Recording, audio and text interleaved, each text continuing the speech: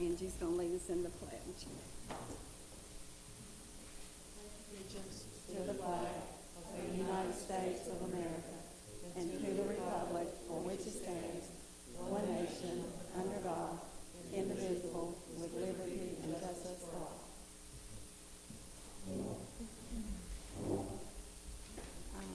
Introduction to members, we have Larkin Rippeth, Angie Robinette, Margaret Beavers, Ed Evans, and Georgia West, and Dr. Barker, Superintendent and Secretary. At this time, we'll approve the minutes of the July 24th, 2025 regular session. Do you have a motion?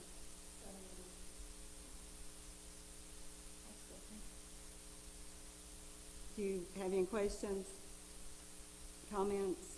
Hearing none, all in favor signify by saying aye. Aye. And we have no delegation speakers. Discussion items, board member reports and presentation.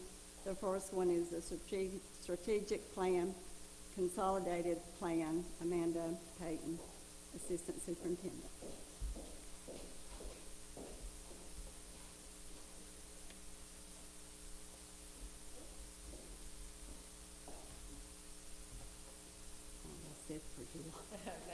I like that better anyway. I had to catch myself on that one.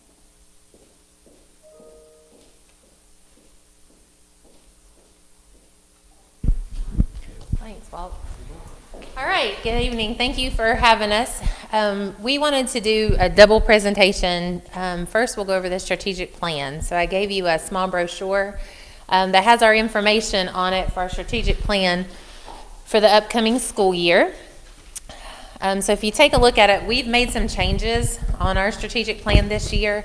We went from having 4 goals to having 3. And so what we did, we pushed family engagement into all 3 of the goals because we did not feel like family engagement should be a goal pulled out by itself, that we have to have families to increase our first goal from improving English language arts. We have to have family engagement to support our second goal of improving mathematics. We had to have families to improve our third goal, which is to reduce chronic absenteeism. So those are our 3 goals. We went from 4 to 3. I pulled out several key strategies from our strategic plan. What we call these are our non-negotiables, and then we've added a few more key strategies that we're really working to improve. Nothing new from last year, really staying the course and trying to be consistent and show growth. So our first key strategy would be creating environments of excellence. I've been trying to highlight that on Facebook. I'm sure you've been watching all the sharpening up of spaces, providing lots of decluttering, lots of getting rid of old technology. Mr. Newcomb's helping with that part.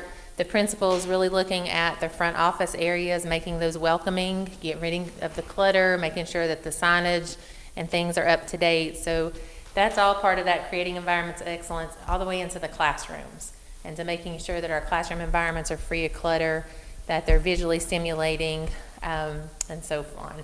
Putting new furniture in, getting ready to highlight that. Our math cadre members got their new math furniture in yesterday, so really working hard on that first strategy. Our second key strategy is to increase vocabulary and strengthen content knowledge. And if you remember when I shared that data with you on English language arts, we are really strong in phonics and phonemic awareness, but once we hit vocabulary and content knowledge and comprehension, both informational and literary, it drops. So I'll talk just a little bit about some of the things we're doing. Today we had teachers in here and they were working on something called text sets. And so we're building text sets, which are books about the same topic, where teachers can have extended studies on a topic to build vocabulary and content knowledge. So we've got lots of work to do in that area. Those teachers are going to be leading a training session at the beginning of the school year for other teachers. So really working on that. We'll continue to sharpen our intentional learning targets, making sure students know what they're learning, how they're going to know when they master that concept.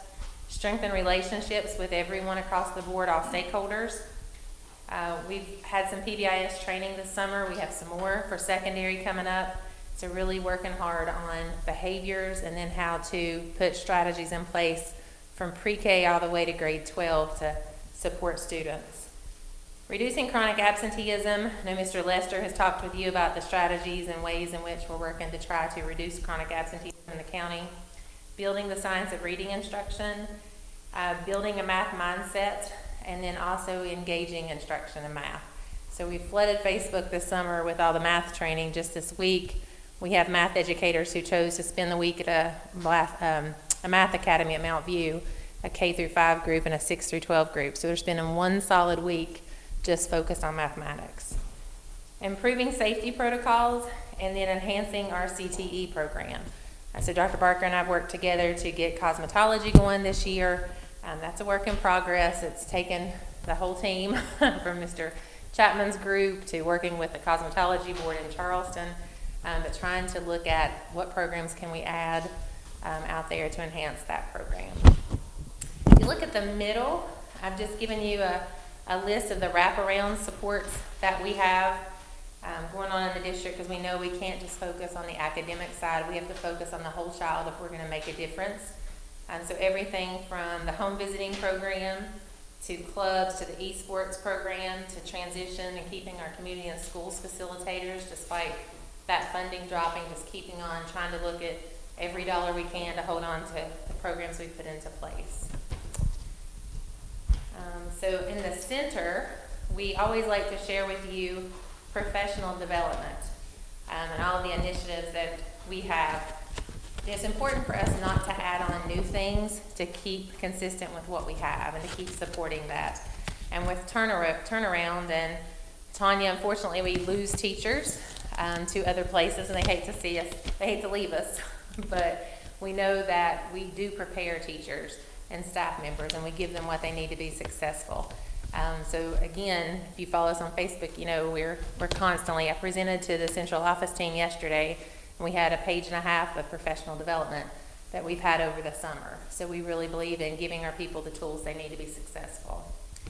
So on that center part where it says key professional development initiatives, those are just all initiatives that will build student success. And some are things like your attendance teams, but they have to be trained on how to run an effective attendance team.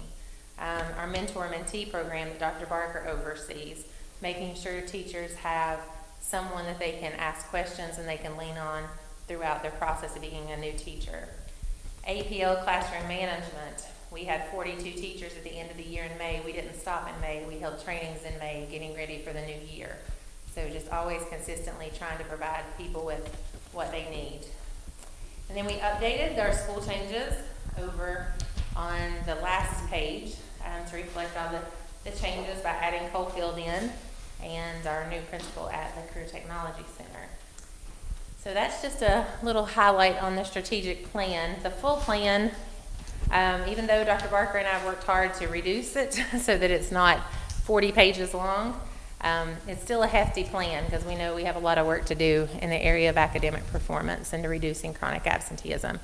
But things that we're doing really well, we've taken out of the plan. So if you take some time to look at that and you see things that, you know, we don't have pervasive throughout the county, just know that we've taken out things that we feel are really strong in the county and that we don't need to work towards anymore. We just need to keep that up. But our goal is for our strategic plan to really be things we're working on and working towards. Okay?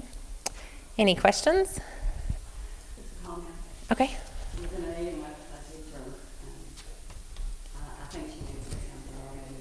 They were talking about training. Miss Lady spoke up and she said, "You all have more training than anybody I ever know." I said, "That's why our teachers are so smart." That's right.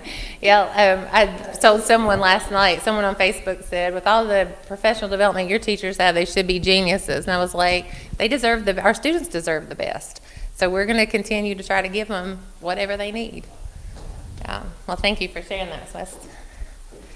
Well, thank you, Walter. I've lost my clicker. Oh, here it is. Further side of you. Bye-bye. All right, I'm going to transition to our consolidated funding. So I have good news. I think Dr. Barker had shared with you. We've received almost all of our money, the pot of money. The pot has shrunk, but we have received all of our pots that were in question that the federal government was holding. West Virginia's has been released. So it did get reduced, and I'll talk to you about that. Just wanted to give you a thank you. Some of you all were able to come out to our Living Wax Museum. So that was funded through Title programs for the elementary schools, and then Title V for the CTC program. And then, of course, we went to Dollywood, and our teachers just deserve such a huge shout out for going to Dollywood on the hottest day ever recorded and being able to keep up with 208 kids. But the Living Wax Museum was a lot of fun too. They'd done a lot of work this summer. And we couldn't have done that without our federal funding. So here's just a look at our dollars for this year. Title I, we're going to get roughly $2.5 million. And that is a reduction from $3.1 million last year. So about $618,000 we lost in Title I. Tons of reasons for that. One are the charter schools and other micro schools and things that are coming up in our state. The state takes money out of the top of the formula before it gets down to the districts. Hope Scholarship, and there's lots of different reasons and things that are pulled out before that money arrives at the 55 LEAs. So about $618,000 down. Now that's a lot of money, but in our district, all of our money's not in people. So if we were in another district where all of our title dollars were in people, we'd have had to make lots of cuts. But we don't have bodies to put all those extra people on.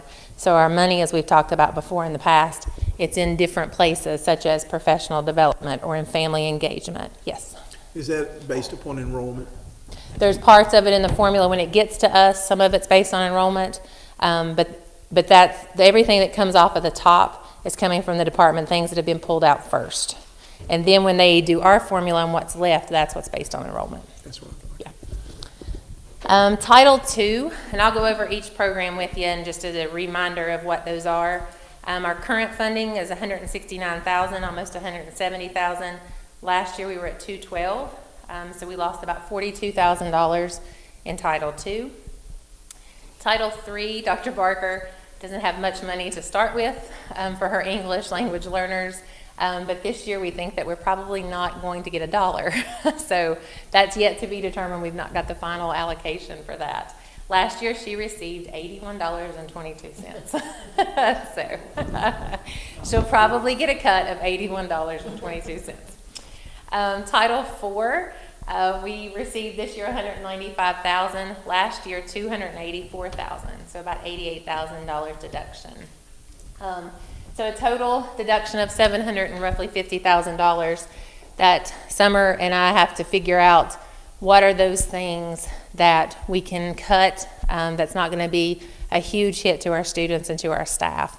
And fortunately, we have something called carryover each year where we carefully budget and we don't put all of our dollars in something that we know is going to go out the door so that we can carry over and we can make budget the next year. With all of that funding, of course, comes all of the red tape. So they're getting even more strict than before because you've seen lots of the things in the newspapers in other counties with federal money. So it's a lot of money to manage, and I couldn't do it without Mrs. Chaffins, my assistant, and Summer, our Title I director, and Ms. Kahn, our treasurer, because it takes all of us together to make sure we follow all that red tape. Title V is a lagging federal funding. It doesn't come to me until February or October, as late as February some years. And then we still have to spend it in the same timeline, but it comes in much later. And that's rural money that just goes to counties that are deemed rural schools. So let me hit just on each program a little bit. I know that you know about Title I and what we do. You see that everywhere, but I kind of wanted to talk about the goal. So the goal of Title I is to help the students who are most at risk. So that's really all of our students in McDowell and our elementary schools. And so we use what we call a school-wide model where every student benefits. There's a few counties that use another program called a targeted assisted. That would be if Tanya is at risk and low SES, meaning that she falls below the poverty line, then I'm going to be able to receive or give her services. But I wouldn't to Mr. Chapman because he would be above that poverty line. But in McDowell, we do a school-wide model where all students receive services or resources. So Title I, we have in-classroom instructional support where we are paying for a title teacher to go into the classroom and support. We have Tier 2 and Tier 3. Remember that pyramid I've went over with you all several times. So we're helping those students in that middle part of the pyramid and at the top, the ones who need the most support in reading and math. Virtual and embedded coaching. We've talked about SIBME, and we've talked about our coaches that come in because we don't have the ability to hire coaches, because we would take people out of the classrooms. Our summer school program, lots of family engagement workshops at the county and the school levels, online resources. We have one person in every elementary school called a Title I facilitator, and they keep all that red tape going for me. So they have things they have to do every month, and they have to submit all that documentation. And those ladies are the ones who, they're still in the classrooms teaching, but on a little part of their day, they're trying to make sure that we don't get stuck in that tape. Technology integration, working with families and students on technology. Our Family Advisory Council that meets every month to get our feedback from stakeholders. We're now picking up some of the salaries for our community and schools facilitators because Mr. Lester's losing money. So we're trying to kick back in title to be able to keep those people. Home visiting program, transition activities. You'll start to see me soon posting about porch visits and K clubs. Those are coming up. They start right before school starts. When we go to the homes, we just go knock on their door and tell them we love them. We can't wait to see them back in school. Make sure they don't have any questions or barriers preventing them to come to school. K clubs are our pre-K kids going to kinder. They just have play dates on their playgrounds where the teachers and the students can meet each other and the parents, and it kind of breaks the ice before school starts. Then Mr. Lester and I work together on homeless students. So anyone who's deemed homeless, we can buy their clothes, we can buy any kind of supplies that they need. In Title I, we budget a couple $1,000s a year for those needs that they might have. So here's our dream team. We are a small Title I program now.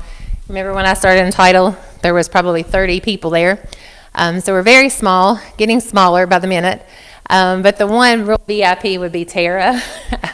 She keeps all of that money going, all the purchase orders and requisitions and all the bills and keeping it going. So I can't give her enough praises.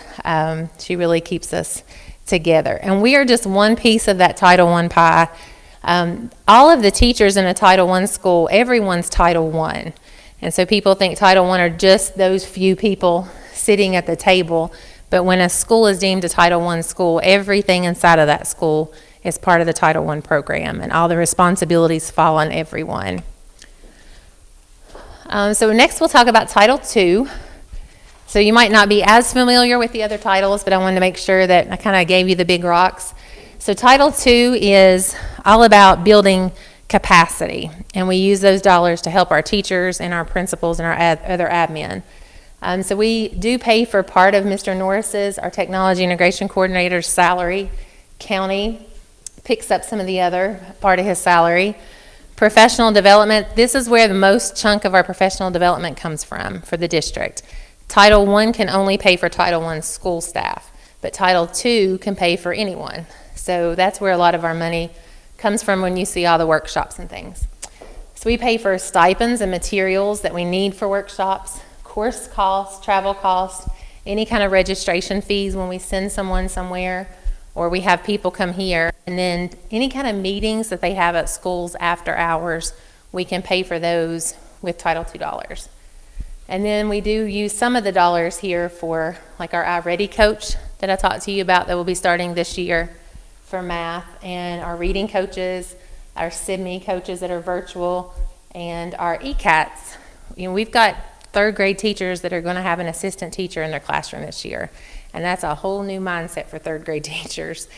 So we've got to do a lot of training on how Tanya and I are going to work together, and how are we going to plan together, and what am I going to do as an assistant teacher, and she as a teacher, how are we going to make sure that we make this teamwork like magical for students, and how do we make the best of this? So we know that Summer and I have got a lot of work to do working with K through 3 teachers and then all those assistant teachers we've hired. And that, as you remember, is part of that Third Grade Success Act. It's required that we hire those people.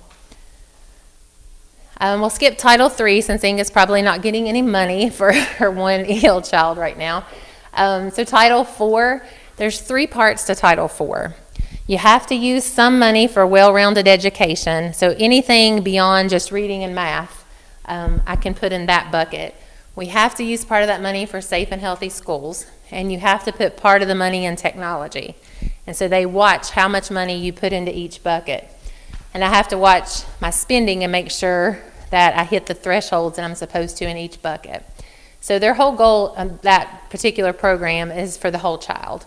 So you see I've got some kids there working on some STEM, and they were kind of studying Hawaii with their thematic unit. So we can do any kind of STEM, any kind of activities like that and well-rounded.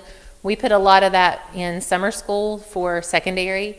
We put a lot in professional development, that common theme you're hearing. We pay an SRO officer's part of his salary for elementary school, so Mr. Pertee comes out of that funding. Effective use of technology, our esports program, their travel costs to go to colleges and to go to compete in other places, and then for any hardware update that they would need, and then the after-school salary for the coach. So that's Title IV. Title V is ours that we don't know what we'll get. I expect we'll get around $60,000. So it's not a huge pot of money, but it is a little, and that's where we place CTC summer camp dollars. And we can do anything with this pot of money that we are allowed to do in Title I, II, or IV. So anything that we're covering there that we need some more dollars to be able to make that happen. And then we also put some in some parent involvement activities. So that goal of that program, again, is to help rural schools. Not every county in the state of West Virginia gets that. And that's everything I have for consolidated. Any questions? Okay. Any questions? Thank you all. Thank you. Next is Oh, sorry. facilities project, William Chapman, facilities director. You got a PowerPoint? Oh, okay. Gotcha. And that's saying this for next time.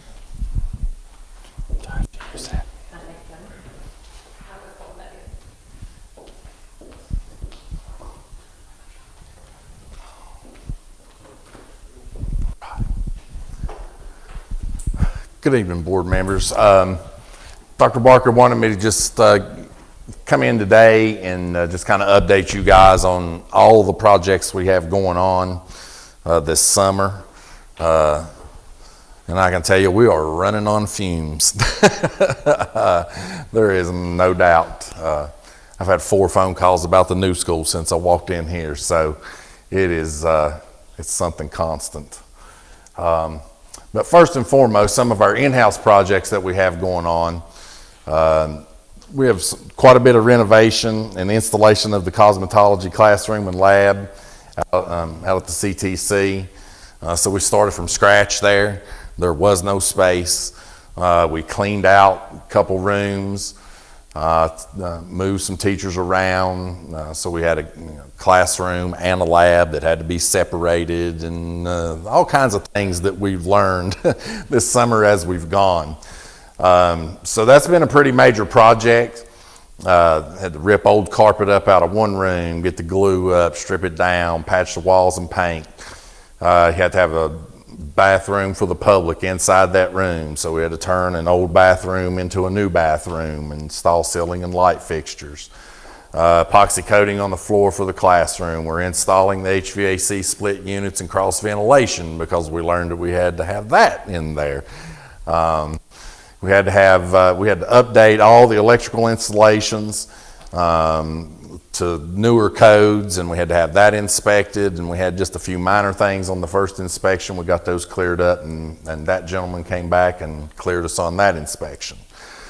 We have hauled furniture from the old schools and from Mercer County. They gave us our pedicure stations, so we've had to we're having to install hot water heaters, the instantaneous hot water heaters, and get hot water and cold water supplies in theirs to get those things set up. And then we've also been moving old furniture from the schools that are closing.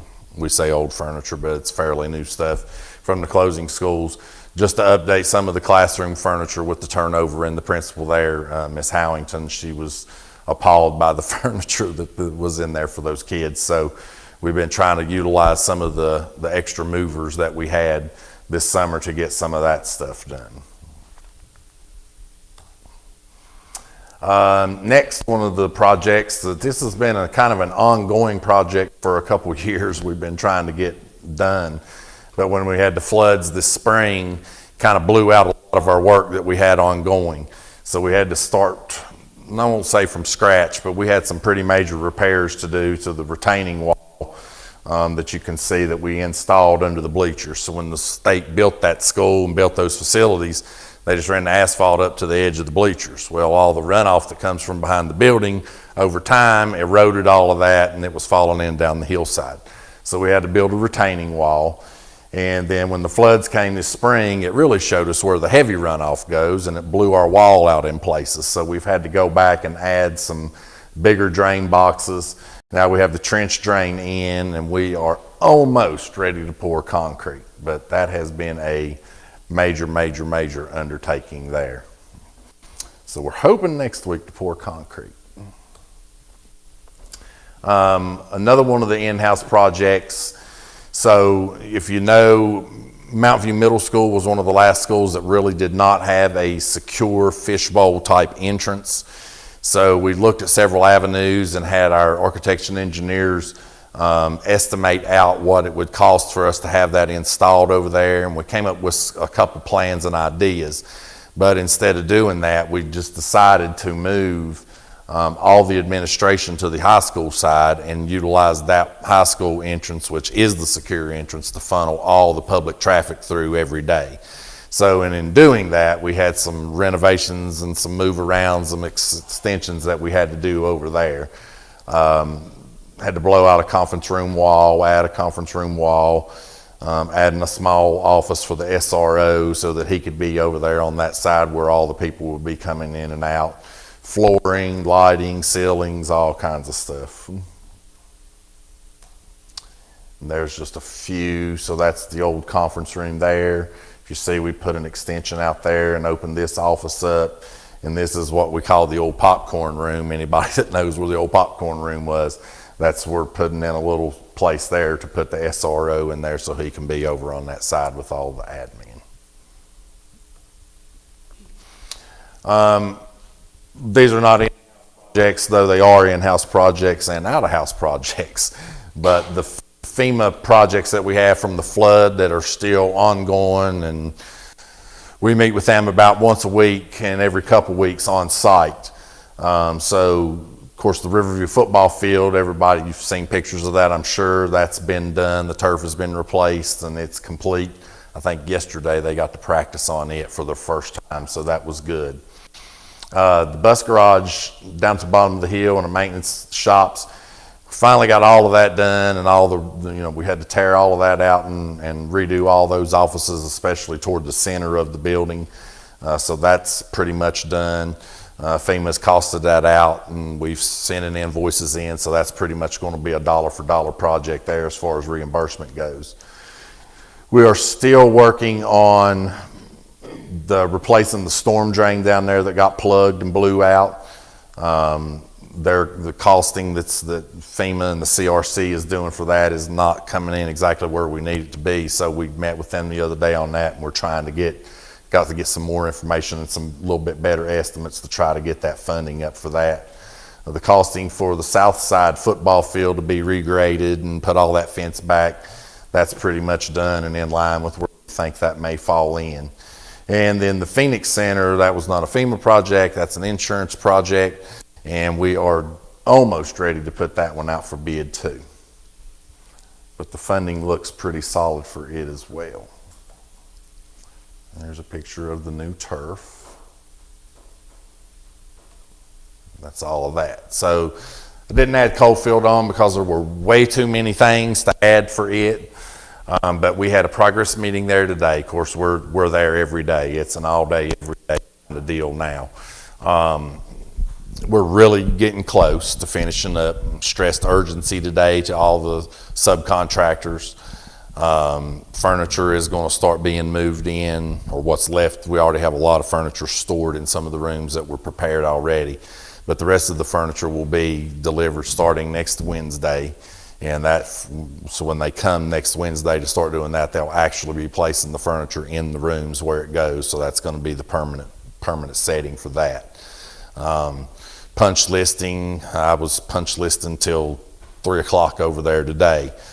So we're to that point, where we're trying to get the wings punch listed and all that before we get the furniture in, because we don't want a conflict there of, well, that wall wasn't scratched, you move the furniture in. So everything's coming together really, really good there, but man, everybody's hair is going to be on fire from now till September 2nd. I can promise you that.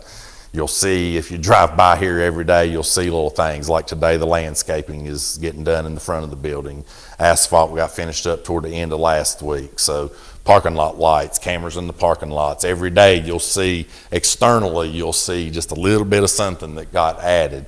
So there's a lot going on there, and it's going to come down to the wire, but it's going to be ready to roll. Inside is beautiful, clean. The floors are getting waxed up, all that kind of stuff. So again, we're not going to have a whole lot of time to relax and enjoy it before we get to open it up, but it will be ready for September the 2nd. So, any questions on any of those projects? All right, thank you guys.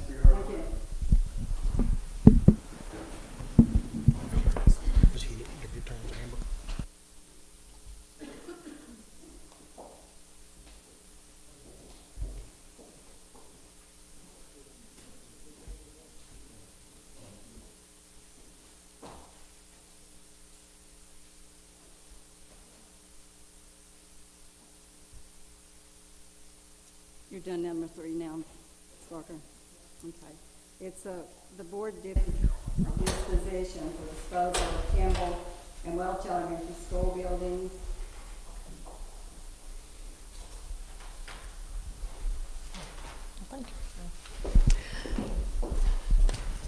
So you have asked me to put our discussion on school property disposal and the options as they are in school code, in the West Virginia code. So I just wanted to go over these with you. You have the handouts. I just searched through code.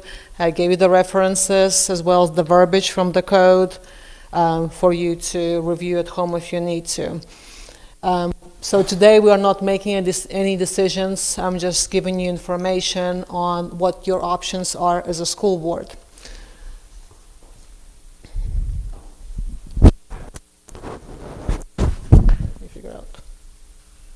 Here we go.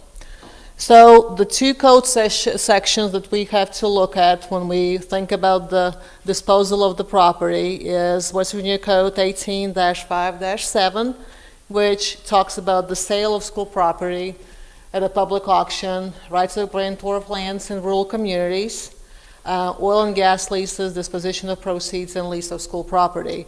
And we also have to talk about 18-5-7B, which is charitable or community use of unneeded buildings. So these are your only 2 options as a school board when you want to look at the building that you don't need anymore.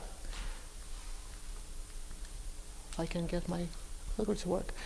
So in West Virginia Code 18-5-7, so county school boards can sell school property that they don't need any longer for educational purposes.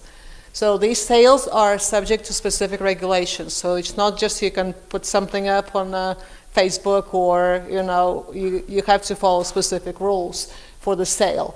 So some key legal points: that you have the authority to sell school buildings and land determined to be no longer needed for educational purposes. It has to be done through public auction.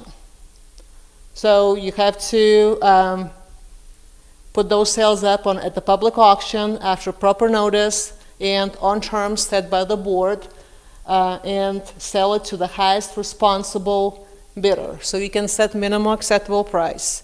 You can look at different, like would you want the bidder to take it, buy it for specific needs. So you can set specific expectations if you decide to go through public auction. So these are the options that you have as a board. You can set those terms. Grantor's rights in rural areas, and we are considered a rural area. The original grantor of the land, or the heirs or assigns, may have the right to purchase the land, excluding buildings and mineral rights, at the original sale price, with specific provisions about the original transaction. So that can get interesting, especially in our area, because a lot of our buildings have been, donated to us or provided to us or sold to us at the prices that are consistent with the early 20th century prices. So, but this is in law. And you have some exemptions from auction. So there are exemptions to the public auction requirement. For instance, the West Virginia Code 18-5-7A allows for sales or exchanges with the United States government or related entities for flood control projects without an auction. So that's one of those exemptions. But again, the code does not give you many exemptions when it comes to disposal of the school property.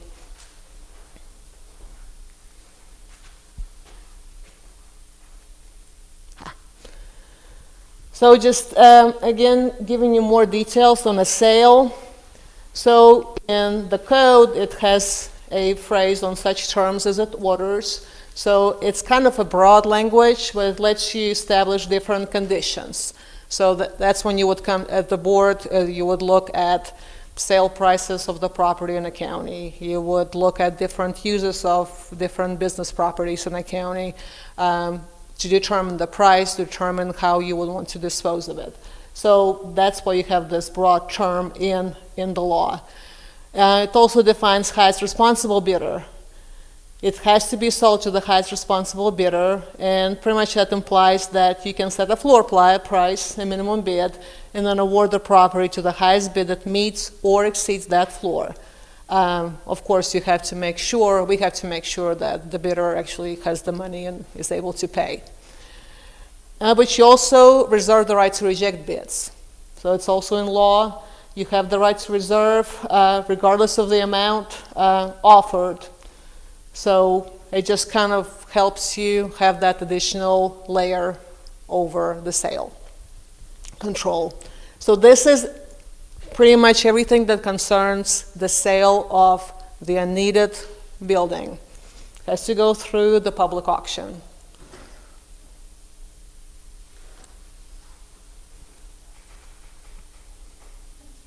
It's thinking.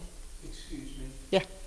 You said in your last statement, it has to go to the public auction. Yeah, you have no other venues. You can set the minimum price, but it has to go through public auction.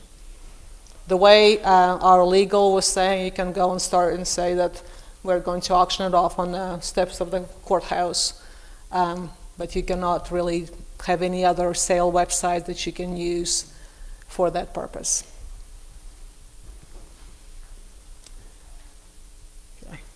So when you look at Code 18-5-7B, and you have some other, just put some other considerations. So the B section of this code talks about charitable or community use. So that's your second option. So you can, this code, part of code allows for the conveyance of unneeded property for nominal consideration to certain tax-exempt organizations for charitable, economic development, or other community use under specific conditions related to reversion of title and liability.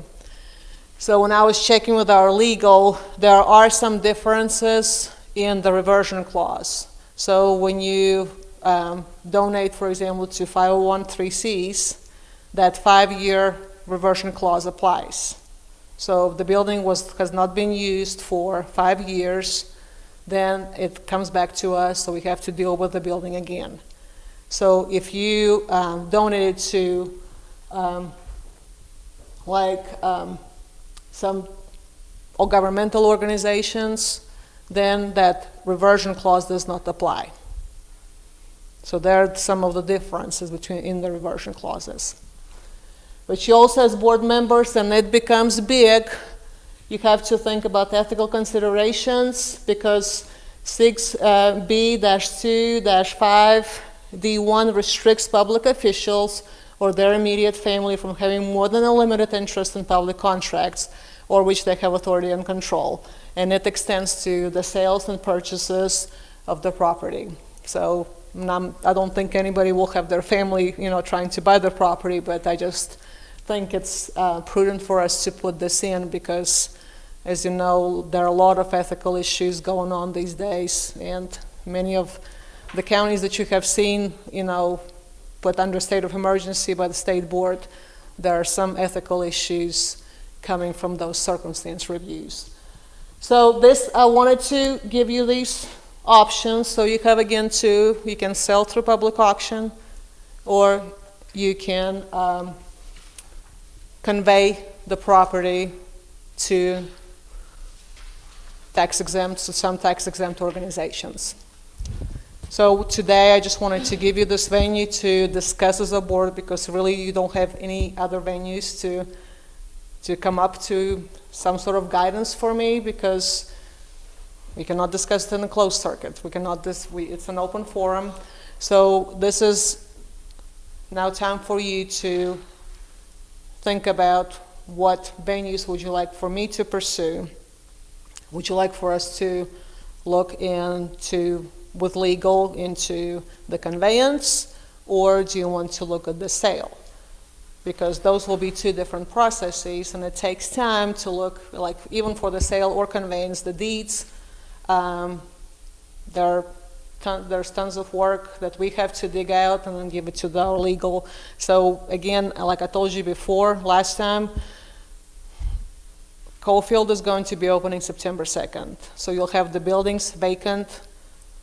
They already have been vacant, but we have been climatizing those buildings. We still have, it will take us a while because, like I told you before, we inventory all the equipment, all the furniture in those buildings, and some will be here for you to say we can donate those, and everything else will go for public auction, because that's your only venue as a board to dispose of the property through sale.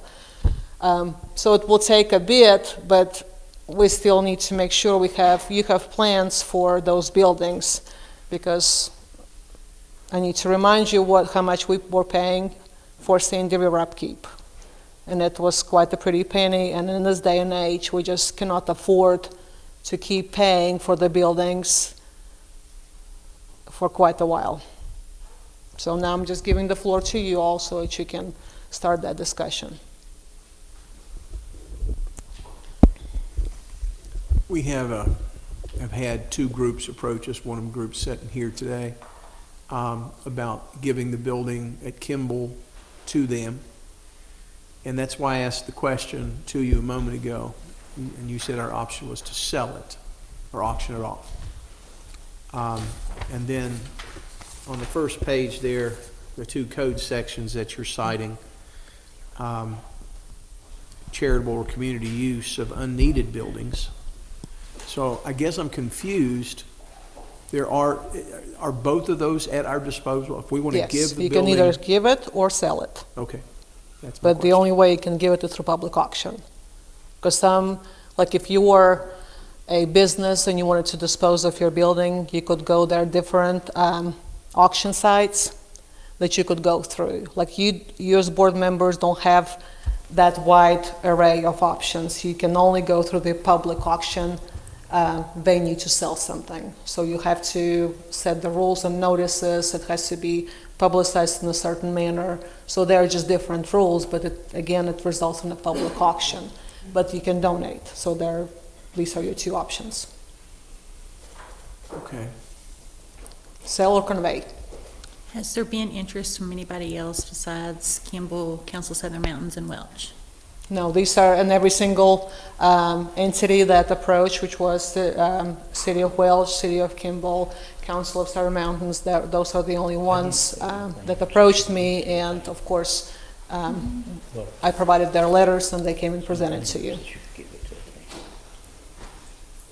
So we can do the public auction and to sell the schools, right, to auction them off. Or we can do the charitable community or community use and All the tax exempt So that, or is that the 501c? It could be your 501(c)(3)s, it could be the governmental organizations. These are your tax exempt organizations. That's complete. Okay, and the governmental organizations that you're talking about, it can be a charitable donation to the property. All right, so it also says conditions related to reversion of title and liability. So that's where you have a difference. If you donate it to a 501(c), then that reversion applies. In 5 years, that building can revert back to the board if it's not used. However, if you talk about the governmental organizations, that reversion clause does not apply. So there is more certainty and security in conveying a building to a governmental organization because it will not come back to you. Does the 501(c) status apply there? The 501(c) status, then that apply, yeah, the reversion clause will apply. Okay, so let's say Council Southern, I don't know if you're 501(c) or not. The City of Kimball, It's a government agency. that's what I thought, didn't have to be. Okay, so Yeah. we would be, should we choose to donate, we would be, okay. And should we choose to sell then, or auction, we would be okay. Does this include the contents of said building? You can set the terms, Has anything been removed from the buildings? not yet. Okay. We're waiting to finish Coalfield because we'll have, some of the stuff we'll take, and we have schools that have asked for specific things, so that will go to schools, and then whatever is left, we also have been getting letters asking for, from nonprofits, 501(c)s, asking for, like library, for example, they wanted the tables. And we had the church asking for some playground equipment. So once we know what's left after we take what we need to Coalfield and we take what the schools needed, then from that we'll see what can be donated, and it will be coming for you to approve. Because again, I cannot just donate stuff, it has to be approved by the board. And then the rest of it, if there's no more requests for donations and we have stuff left in those schools, that's what you'll put up for public auction. Or like if you say, I want to put up the building for public auction and say, I want to sell it with all the contents, you can do that too. Public auction, like it just opens you up to other bidders, you know, you have businesses or whatever, but like you cannot donate that to a business. It has to be a tax exempt organization that you can donate the building to. When we take into consideration, I guess, the governmental, that's the ethical consideration for board members for that. And that doesn't have a reversion clause actually to come back to us. Was governmental, yes. But if we get to charity, it could come back to us in 5 years. And we've had some real issues with that as well, because, you know, we got stuck with Big Creek, Norfolk, you know. So then in the end, when we gave them away, then 5 years later, we had the responsibility of putting out the money to tear them down after they had, you know, wrecked them and, Yeah. you know. And garbaged this them is out. something that happens, and you have to consider that. As a board, you have to think long-term, what are you going to be ready for? What do you have to be ready for just in case? Because sometimes, I mean, these buildings are used well, and, you know, organizations do a great job with them. Some of those buildings sometimes come back to you and they're in disrepair, just like you said Norfolk was. And it was, I think it costs around $700,000 to, you know, demo. And it was several years ago, so now it'll probably be at least $1 million with asbestos and everything else that's involved. So quite a lot for you to think about, and you have to think about again, where are we going to be in 5 years? Because again, we're losing population, county is losing money, so we have to be fiscally responsible, and make sure you are keeping track of the monies and think about the longevity of our financial situation. The reversion of the building back to us, that's after 5 years, I think you said. If it's not used, Who yeah. determines that the building's not being used? Usually properly? Mr. Chapman is the one who goes around, like we had some concerns about Big Creek recently, so he would go around and check it out. So usually somebody comes and talks to us, or we just kind of check, we know where the properties are. So we do that? Mhm. Okay. And is there some set of standards that we have to judge by?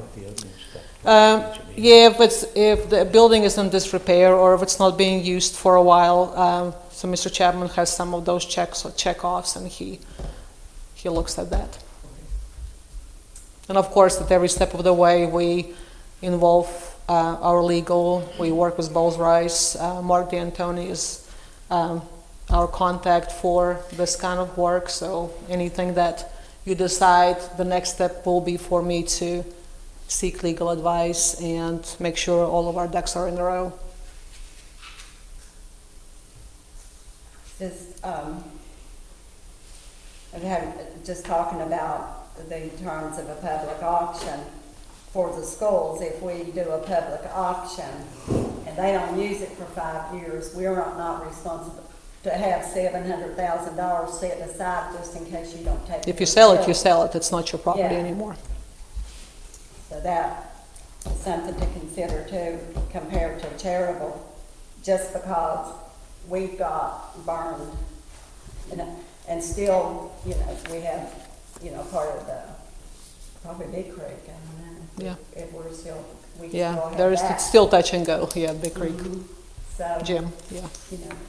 We have to consider, I guess, whether or not after 5 years down the road, the next board comes in and with yours, if they're gonna be able to tear something down that's not being used, or I think it has to be used for the purpose you gave it to. So if we give it to you for, I don't know, Like for example, if fire station, yeah, and so then they decide they no longer have a fire department, it's not used for what they got it for, so it still comes back. And we have to say, we might not be here in 5 years sitting on the board, but somebody's gonna be here 5 years Yeah. to sit on the board to take on that responsibility, just like we did correct. with Norfolk and whatever. So that is, something to consider with all this. We've been here since 1964, and never had a problem doing payments or utilizing this building as they should. So we're a long-time organization here with a strong record. Well, just a comment on the, give the property or selling the properties and things like that, is one thing you gotta take into consideration, because we had to pay a whole lot to keep the lights on, and we will now at Kimball, Yeager, Fall River, whatever, which is really, really expensive. And so if a nonprofit takes over the school, then they have to realize, are they able to upkeep the school? Because the electric, and if you check the bills, it actually, invoices that we have, I've been told that, it's pretty, you just said at Sandy River Middle how much was paid. So the majority of nonprofits have to take into consideration the overhead of the insurance and the liabilities, electrics, and all that goes into the school as well, and that's very expensive to do that. I think one of the last meetings they presented at, did you not say you had a $3 million budget? $4.1 million. A $4.1 million budget. We have never had any. So you see no issues with the, Our audits have always been clean. We've never had a problem with audits since 1964.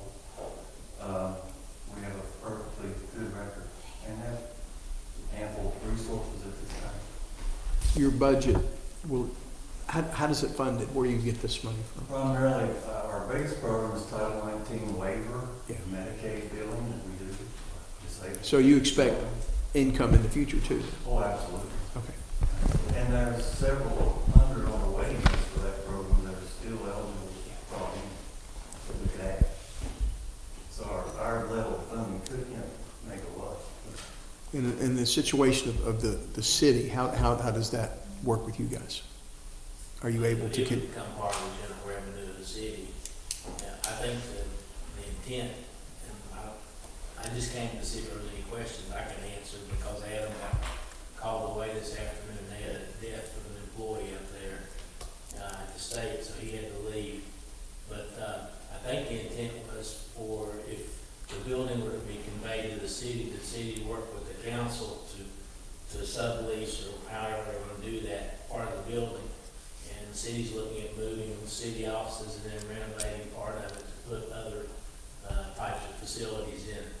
And one of the things that we were looking at, since you have a kitchen there and space, is to be able to utilize that during disasters to cook and feed and house people, and potentially turn it into a shelter if we had to. So that you won't, over the years, all the years that I've been involved in disasters, we always tie up the schools when something happens. And then you can't have school for a period of time, because we're either trying to move the National Guard out or get people out. So if we had another location away from an actual school that we could utilize, that would get your school back in quicker as well. So that's one of the things that we're considering, and talking to some folks on some grants to try to do as well, if the town does get that building. We run a retired senior volunteer program through the National Corporation for Community Service, and we've been involved in disaster relief for 30-some years. And we utilize schools and so forth for disaster shelters, and we have volunteers that can come in and disaster relief. So we can do the same thing. Well, several, you want to go ahead? Yes, thank you, Madam President. So, are we giving it to you, your organization, Kimball Elementary, and they would sublease their portion from you? Is that the plan? Am I hearing that correctly? If that was what they would want, sure. Well, Work with them. I think at this point, again, we're not making decisions, we're not getting to a decision.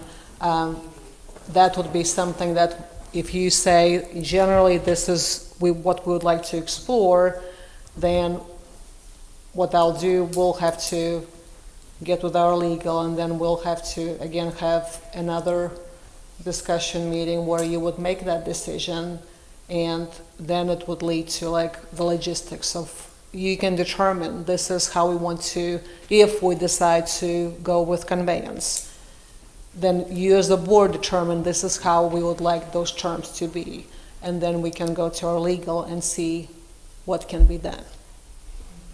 So Okay. you are in a driver's seat as a board. You can set your terms, whether it's for conveyance or the sale. But for now, we just need to kind of get the general direction of what you'd like for me to explore. Because there is going to be quite a lot of work, just because deeds are going to be crazy.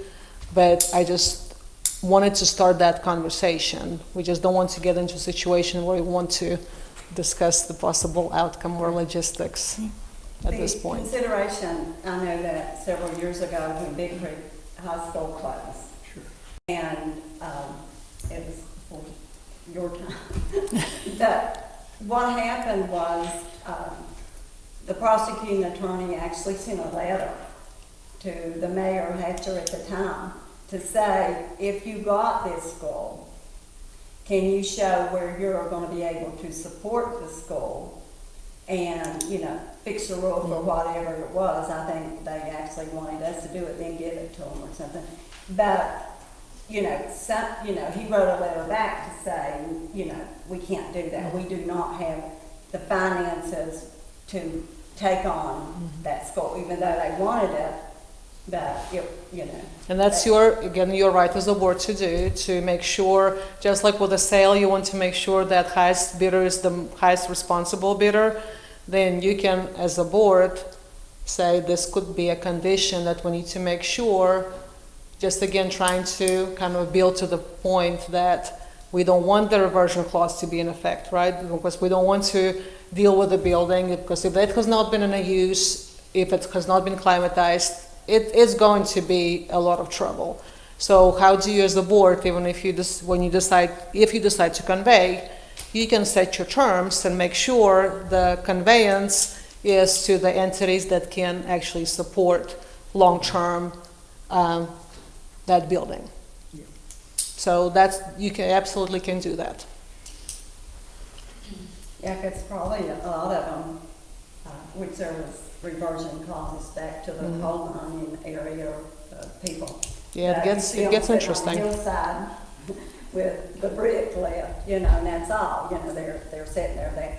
The one in Jaeger Intermediate Yeah. or junior high at the time, they may play basketball in there a couple of times, in the beginning, but it has been sitting there for that long, and, yeah, and, you can go up the road and see them. But I think that was one of the things is, that we had done before, which I guess we I think that one was want to do that. That has reverted in Jaeger, was reverted to the coal company. But, So it's not ours, it's, thankfully. whether, take into consideration when you're conveying it to them, so, if they're gonna use it actually. So let's talk your general guidance, because we need to come out with some points to not take action, but for me to start working on.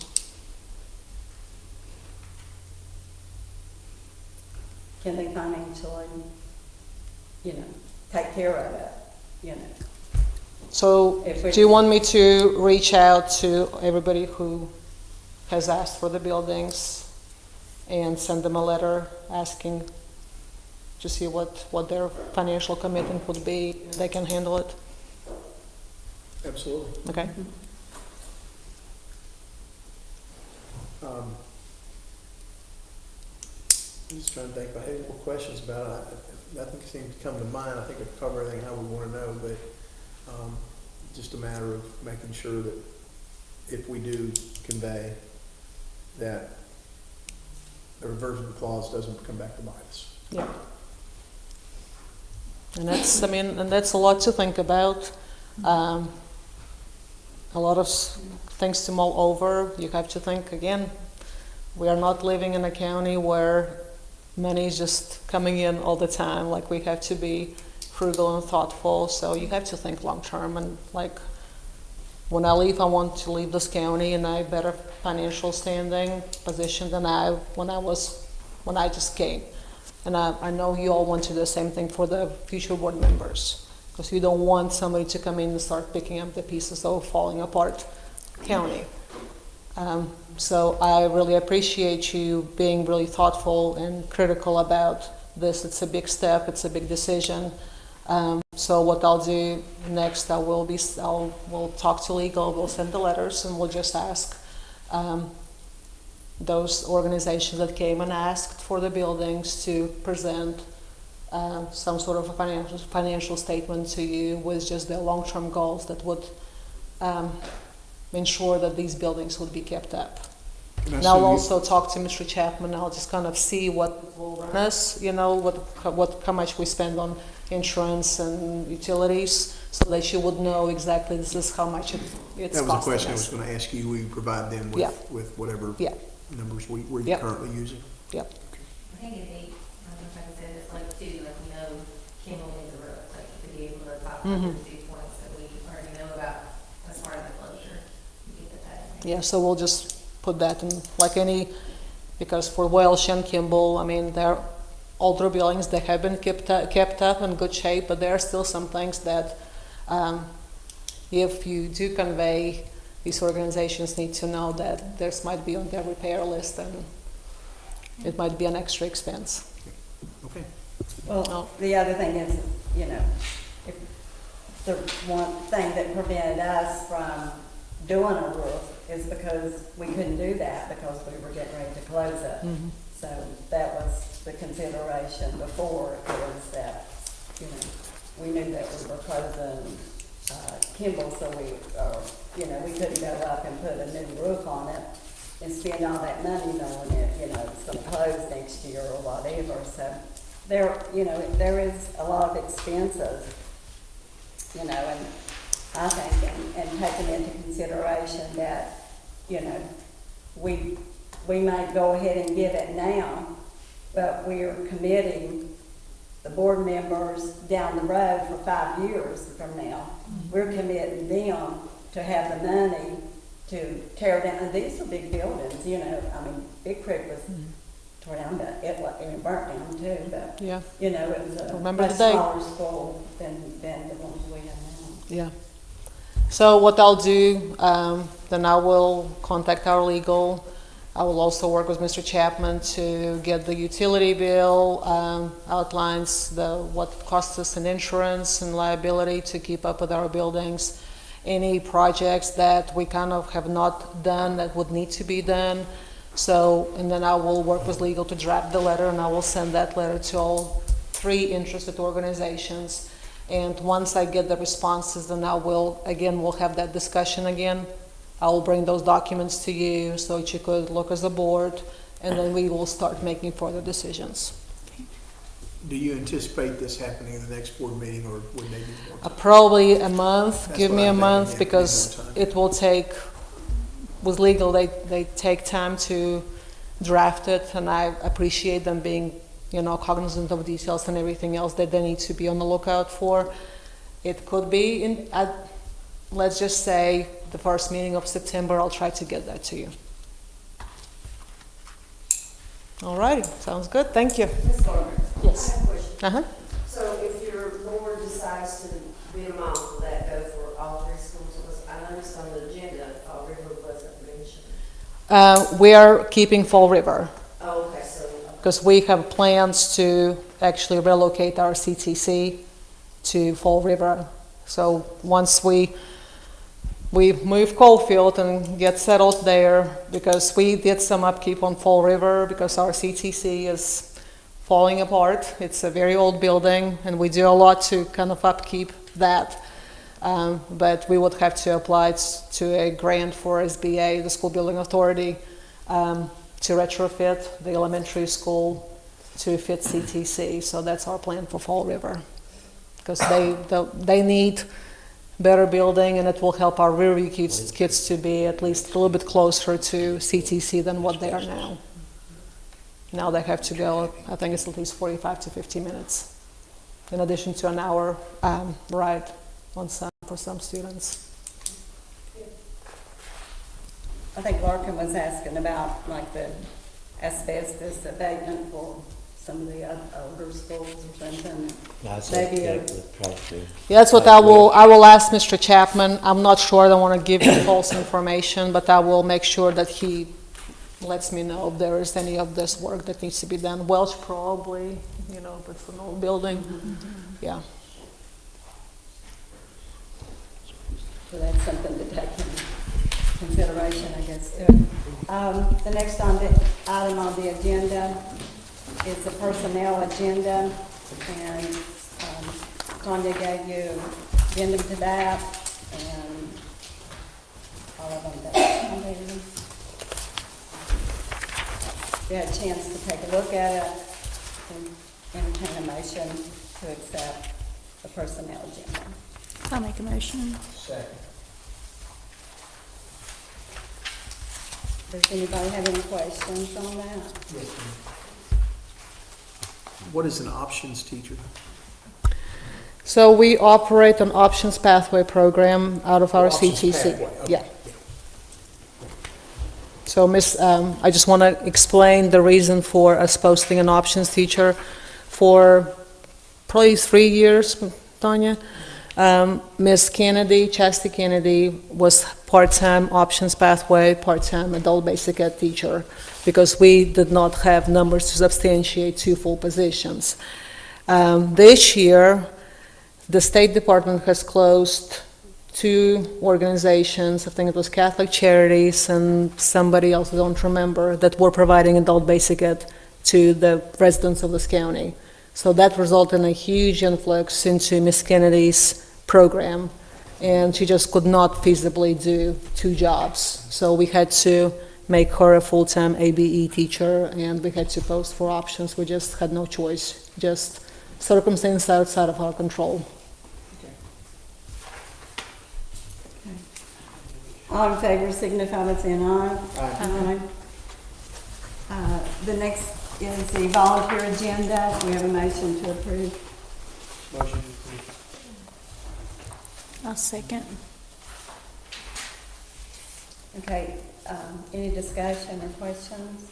Hearing none, all in favor signify by saying aye. Aye.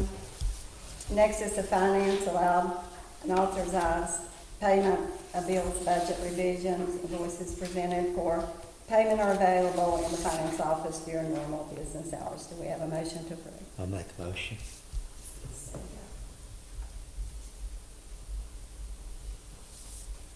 Any questions? I believe this includes Ms. Collins' additional paper here, right? Could you explain that just so we turn around? Yes, so every quarter we have to file a 941 report to the IRS, and we pay in twice a month, every time we run payroll, we pay payroll taxes. And the 941 report is a reconciliation report that I have to do and submit to the IRS. And so most of the time, it's about even. If we overpay, they'll send us money back. In this case, we short paid by, I think that was $300. And so that's the amount we owe additional for payroll taxes. Okay. And so that had to be sent immediately. And so we took care of that. And yeah, I think they go on with the rest of them. Thank you. All in favor signify by saying aye. Aye. The next is number 2, it's approval to authorize school fundraiser events. And we have 3 of those, 4 of them. If we want to make a motion to incorporate those and take them all together. Margaret made a motion that we do them all together And approve them. and approve. Second by, I'll second. any questions concerning fundraisers? Hearing none, all in favor signify by saying aye. Aye. The next is approval of the action items. Number 1, I guess we'll do these, couple of them separate. Approval to provide board share of DLT grant if awarded. Do you have a motion to approve that? I'll make a motion. And I'll second it. Any questions? Do we know what our share would be? It will depend on the amount that will get approved. That would be our, what we reward, we were responsible for 15% of what we reward. The maximum award of $1 million would be $100,000. This is on my If it's calculator class. $500 to $75,000, $500,000, we report it that way. And we're covered for that somewhere? Okay. Through technology and cost savings. Okay. All in favor signify by saying aye. Aye. The next one is the final approval of policy 7-105, board member compensation. Do we have a motion to approve? Motion to approve. Second. Do you have any questions, comments? So there was one comment on the policy, and I'll bring it up to your attention, even though, like, the comment did not relate to the changes, because the change was just to strike out the statement that the policy does not apply to any board member in their current term of office, because the legislature pretty much said you're getting paid this amount of money. So, but the comment said that the board member should have to be at the board meetings in person in order to receive compensation. Participation via any social media or phone should not be compensated. So I'm just letting you know that there was this comment, but it really does not relate to any changes that were proposed in this policy. Any other questions, comments? Hearing none, all in favor signify by saying aye. Aye. We will take number 3 through it says 14, but actually 13 is wiped out, so if you want to, we're going to approve 13 of them. I make a motion to take 3 through 13 together and approve them. Do you have a second? Second. Any questions? Hearing none, all in favor signify by saying aye. Aye. Next is the superintendent update. Excuse me, did we include 14 in the motion? Yes. Lorraine Burton took 13 out. Well, 13 was Xed out, yeah, so So it we really put wasn't, 14.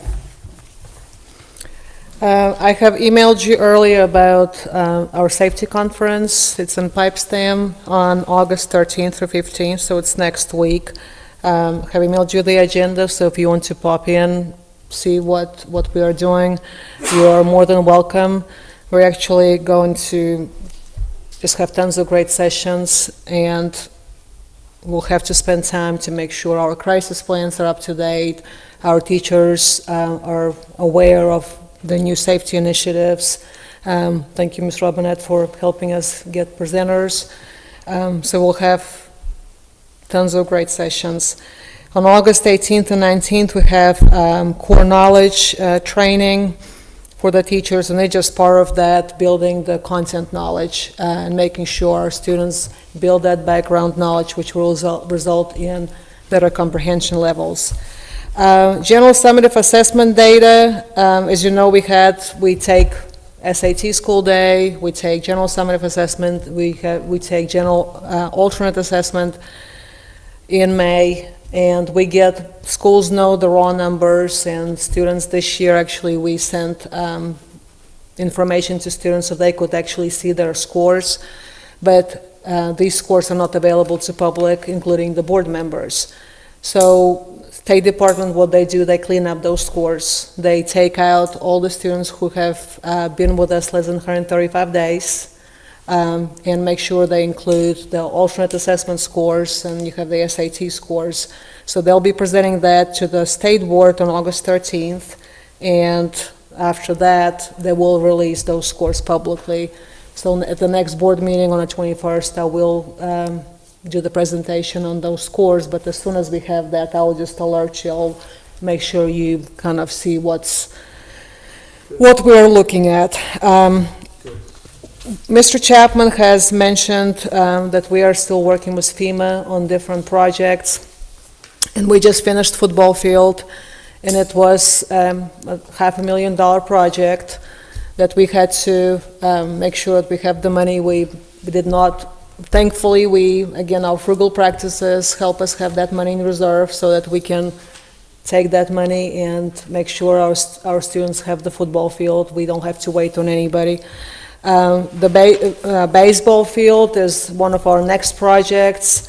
Again, we had to have the engineering firm to come in and look and make sure that they note of all the damages. FEMA guys came in and they actually identified more damages to the field. So we are, hopefully soon we'll be able to bid that project out because with the field, the issue is the topsoil, because again, as you know, in West Virginia, there's no place that will get you topsoil, so it has to be hauled out from other states. And that becomes very, very expensive. So that's going to be probably another $500,000 project that we will have to spend the money on. But we are working with FEMA. They are very helpful. They are, have been excellent in helping us to navigate through all of these interesting requirements. So I'll keep you updated on any time we bid the project out. But it's been quite a busy time of the year. I wanted to thank Ms. Payton and her title team, because again, we have, $3 million that she has to really carefully navigate through, federal mandates and red tape. Like she said, there are more rules than we sometimes care for, but we follow those rules. Of course, I also wanted to thank Mr. Chapman, because he has 6-7 guys that he's doing all these projects with. So it's a lot. We also had painter crews, so they've been going around painting our schools We have grass cutting crew that have been cutting grass all summer. We have movers that have been moving different things, places. So people have been busy this summer, in addition to the professional development that we had provided for the teachers. So I just want to thank these people for their hard work, because it does take a lot to keep up all the buildings and provide the instructional supports. That's all I have. The other thing with the federal grants, you have to do a lot of paperwork for a federal grant. I had to do one time, and I said, I don't think the money to me was worth having to, I mean, it was so much paperwork just for something small, let alone how much money that you're getting and the time that you have to put into that. So we appreciate that. Well, and what happens, because in other counties, when they misbehave, that becomes a mandate for the rest of the counties, because somebody else did not do what they were supposed to. So I think the latest Amanda is still probably, reeling from is when Boone County maintenance director embezzled millions of dollars, federal dollars. So the federal programs at the state is making sure that they're, and just overall in the state, it's not even with federal programs, it's everybody's finances, they're making it more and more stringent. So, for example, the latest one is the vendors, like we have to keep track of how much money we spend per vendor. So for example, if I'm using Quill for supplies, before we had to track the price per item. So if we bought pencils, Summer had to track the prices per, like how many pencils we bought, so it could not exceed $10,000. So then you will have to follow bidding procedures. So now, we had to avoid stringing, but now they're saying if I'm using Quill, Amanda's office is using Quill, Riverview High School is using Quill, then Jana has to track every single purchase across all the district schools and offices to make sure we don't spend, if we spend $10,000 above that for a vendor, then we have to go and look up the pencils and see if, what is the cheapest version, and then go from there. So we're making sure that we find a way to track and set procedures, because what's going to be tough is making sure we keep not only our purchases, tracks of our purchases, but also the schools, and that becomes a little interesting. So my prayers are with Ms. Jana. She'll have to keep an Excel sheet just to make sure that we are in compliance.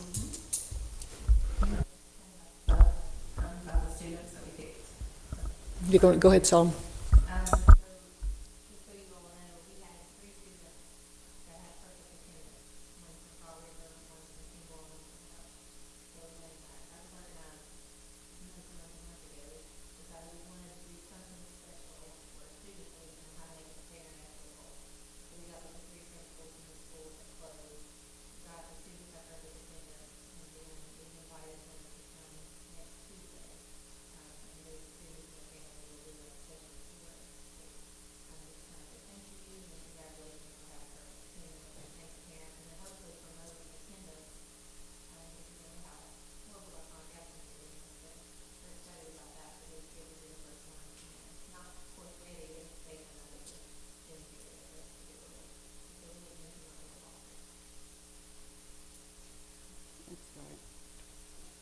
Okay, the announcement of future meetings, August the 21st, 2025, here to Central Office. And there is a live stream link that you can watch, get in and listen to it, So do you watch it or just listen? You do both, okay, that's what I thought. Going when you're not at it. Okay, at this time it is 5:25. 4? You got 4? We're always a minute off. 5:24. Do we have a motion to adjourn?